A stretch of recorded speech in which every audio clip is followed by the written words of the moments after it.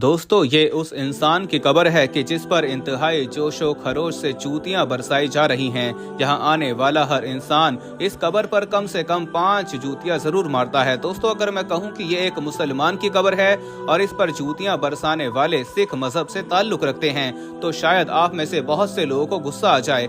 लेकिन 1 मिनट के लिए अपने दिमाग को ठंडा कीजिए और पहले ये जान लीजिए कि ये मुसलमान था कौन और सिख मजहब में इसकी कब्र पर जूतियां बरसाना उनके मजहब का लाजमी हिस्सा क्यों है। तो चलिए दोस्तों, आगाज करते हैं अपनी इस मालूमाती और हैरत अंगेज वीडियो का। दोस्तों, इंडिया के सूबे पंजाब में सिखों का एक गुरुद्वारा श्री मुक्तसर साहब मौजूद है। मस्कुरा गुरुद्वारे के अहाते में एक मुसलमान की बसीदा सी कब्र मौजूद है। जो भी यहाँ सफर या इबादत की गरज से आता है, उस पर यह लाजिम है कि वो इस कब्र पर कम से कम 5 जूतियां जरूर बरसाए, वरना उसकी ये आमदोरफ्त और मुकद्दस जियारत मुकम्मल ही नहीं होती। ताहम 5 जूतियां तो छोड़िए, जोश और जज्बा इंतकाम से भरपूर सिख हजरात इस कब्र पर खूब लातों और डंडों की बरसात करते हैं। कई लोग तो यहाँ अपनी जिस्मानी नजासत यानी पेशाब वगैरह भी फेंकते हैं। सिखों में लिखी जाने वाली तारीख के मुताबिक ये कब्र मुगलों के एक सूबेदार नूरुद्दीन नाम के मुसलमान की है। सिखों के मुताबिक नूरुद्दीन वो मुसलमान था जो अपने मजहब से मुसलमान था, लेकिन ये मुगलिया सल्तनत की ईमा पर सिखों का भेष इख्तियार करके सिखों के 10वें गुरु गोविंद सिंह की जासूसी करता था। गुरु गोविंद सिंह सिखों के 10वें और आखिरी गुरु तस्लीम किए जाते हैं, जिनके बाद ये सिलसिला अपने इख्तिताम को पहुंच गया। दोस्तों, वीडियो में आगे बढ़ने से पहले हम आपको यही बताना चाहते हैं कि शुगर एक ऐसी बीमारी है जो आजकल ज्यादातर लोगों में देखी जा रही है। इसलिए हम आपके लिए अफ्रीका की जड़ी बूटियों से बनी एक ऐसी दवाई लेकर आए हैं जिससे आपकी शुगर की बीमारी बिल्कुल जड़ से खत्म हो जाएगी। मर्दाना कमजोरी और धात के मरीजों के लिए भी हमारे पास बहुत ही कामयाब दवाई मौजूद है, जिसको अगर आप एक बार इस्तेमाल कर लोगे तो इंशाल्लाह अपनी दुआओं में हमेशा याद रखोगे। सिर्फ 1 ही महीने ये दवाई खानी होती है। इस नंबर पर एड्रेस व्हाट्सएप करके आप दवाई ऑर्डर कर सकते हैं या फिर आप कॉल करके अपना ऑर्डर लिखवा सकते हैं। तारीख के मुताबिक गुरु गोविंद सिंह और मुगल फरमारवा औरंगजेब आलमगीर के दरमियान कुछ ज्यादा अच्छे ताल्लुकात न थे। 17वीं सदी के आखिर में मुगलिया आफाज और सिखों के दरमियान कई खून रेज जंगें भी लड़ी गईं। दोस्तों, सिख तारीख में मौजूद नूरुद्दीन का ये वाकया भी उसी दौर यानी औरंगजेब आलमगीर के दौरे हुकूमत से ताल्लुक रखता है। वाकया कुछ यूं है कि एक रात उसी मकाम पर की जहां आज गुरुद्वारा श्री मुक्तसर साहब वाक़ है, यहाँ सिखों के 10वें गुरु गोविंद सिंह अपनी खास इबादत अंजाम दे रहे थे। रात के अंधेरे में एक मुगल जासूस जिसका नाम नूरुद्दीन था, उसने गुरु गोविंद सिंह को कत्ल करने के लिए ये इंतहाई बेहतरीन और मुनासिब मौका माना। ये अपनी तलवार लेकर आपकी तरफ आया और उसने गुरु गोविंद सिंह की पीठ पर वार करना चाहा। ताहम सिख अकीदे के मुताबिक गुरु गोविंद सिंह इन तमाम हालात व वाक़यात से वाकिफ थे, लिहाजा उन्होंने नूरुद्दीन की तलवार को पकड़कर उसके सर पर अपने हाथ में मौजूद आईनी कटोरी से वार किया, जिसकी ताब न लाते हुए नूरुद्दीन मौके पर ही मर गया। सिखों के मुताबिक गुरु गोविंद सिंह ने कहा कि पीठ पर वार करने वाले के लिए कोई माफी नहीं, जबकि उसे बद्दुआ दी कि रहती दुनिया तक लोग तेरी कब्र को सलील करेंगे और तुझे जूतियां मारेंगे। लिहाजा गुरुद्वारा मुक्तसर साहब पर जियारत के लिए आने वाले तमाम सिख लोग उस कब्र पर जूतियां जरूर मारते हैं। बाज लोग तो इस शिद्दत से मारते हैं कि उनकी नई जूतियां तक टूट जाती हैं। दोस्तों, हमें इंटरनेट पर इस खबर पर बरसाई जाने वाली लानत और मलामत और जूतियों की वीडियोस देखने को मिलती रहती हैं, जिनके नीचे मुसलमान इंतहाई नाज़ेबा कमेंट्स करते हैं और अपने गम और गुस्से का इजहार करते हैं। दोस्तों, हम अपने उन भाइयों से कहना चाहेंगे कि ये तमाम तर बातें जो नूरुद्दीन नामी शख्स और उसकी कब्र से मंसूब हैं, ये सब सिखों की तारीख और उनके अकायद का हिस्सा हैं। हमें हतमी तौर पर यह नहीं मालूम कि ये कब्र वाकई किसी नूरुद्दीन नाम के मुसलमान की है भी या नहीं, या नूरुद्दीन नामी ये किरदार तारीख में कोई वजूद रखता भी था या महज एक अफसाना है। दोस्तों, हमारा दीन हमें ये कहता है कि जब कोई इंसान मरता है तो उसकी रूह आलमे बरज़ख की जानिब परवास कर जाती है, यानी उसे अगर आज़ाब दिया जाना हो तो वो आलमे बरज़ख में होता है या फिर उसकी जज़ा भी आलमे बरज़ख में ही मिलती है। किसी की कब्र पर जूते या डंडे बरसाने से मुर्दे के आज़ाब में इजाफा या कमी किसी सूरत मुमकिन नहीं और ना ही उसे इस अमल से कोई इजा पहुंचती है।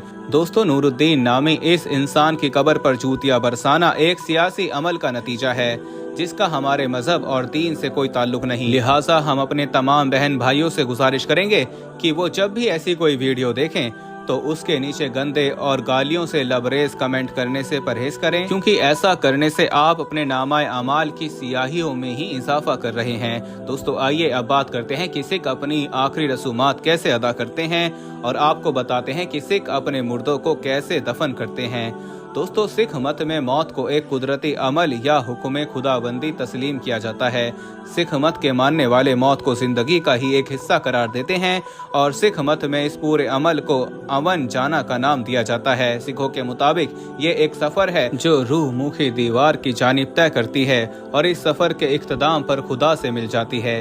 सिख मत में इस मिलाप को ही पुनर्जन्म यानी री इकॉनिरेशन का नाम दिया जाता है। इसीलिए हर सिख अपनी जिंदगी में मुख्तलिफ दुआओं और इबादतों के जरिए हर रोज मौत को याद करता है ताकि उसकी रूह मौत के बाद आसानी से मुंह की दीवार की जानिब रवाना हो सके।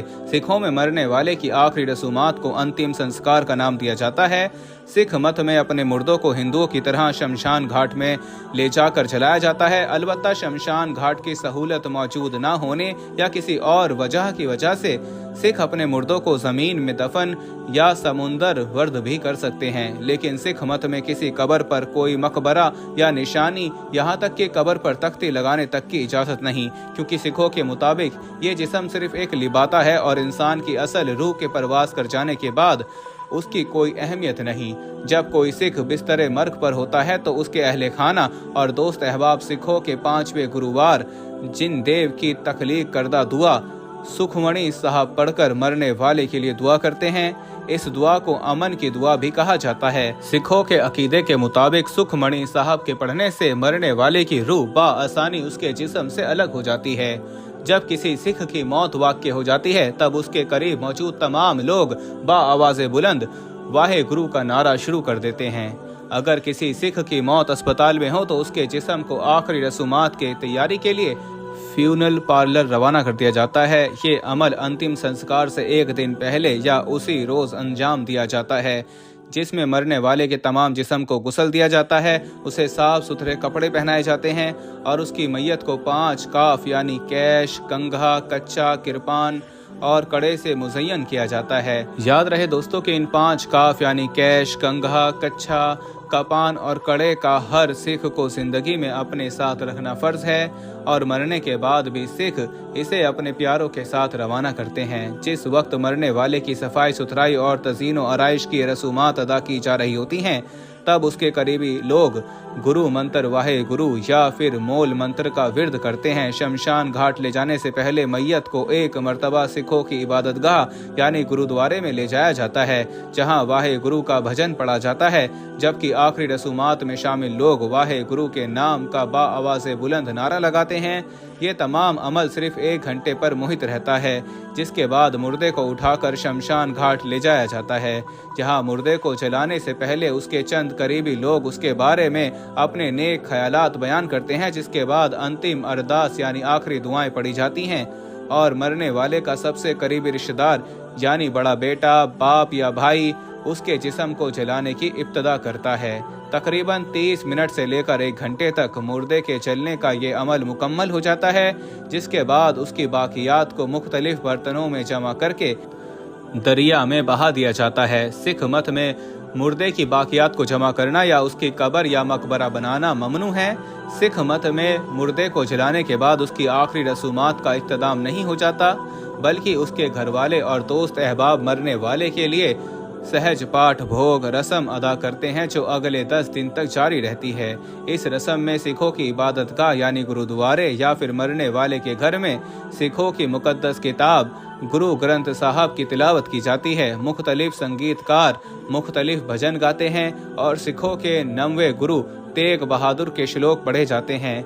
इसके साथ साथ प्रसाद और लंगर का इंतजाम भी किया जाता है। ये अमल अगले 10 दिन तक जारी रहता है, जिसके बाद मरने वाले के अहले खाना रोज़मर्रा ज़िंदगी के मामलात पर लौट आते हैं। दोस्तों उम्मीद करते हैं कि हमारी आज की ये वीडियो आप सबको इसलिए ज़रूर पसंद आई होगी कि ये आपके लिए मालूमाती रही होगी। आज की वीडियो में बस इतना ही, मिलते हैं अगली वीडियो में, तब तक के लिए मुझे इजाज़त दें। अल्लाह हाफिज़।